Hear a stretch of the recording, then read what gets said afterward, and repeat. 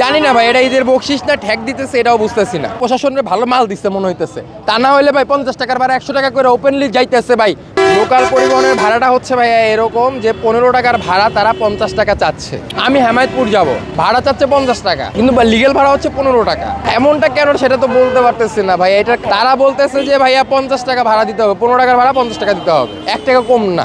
জানি না ভাই, এটা ঈদের বকশিস না ঠেক দিতেছে এটাও বুঝতেছি না। 15 টাকার ভাড়া 30 টাকা নিতে পারে ভাই, তাই না? সেই জায়গায় 50 টাকা কিভাবে চায় ভাই? লোকাল যাত্রীদের যদি এভাবে হয়রানি করে এটা খারাপ না ভাই? এটার কোনো মানে প্রশাসনিক কোনো মনে হচ্ছে না। আশেপাশে তাকান আপনারা, দেখেন কোনো প্রশাসনিক কোনো কথাই বলতেছে না। মনে হচ্ছে যে ভাই প্রশাসনের টাকা দিতেছে পকেটের ভিতরে, বুঝছেন?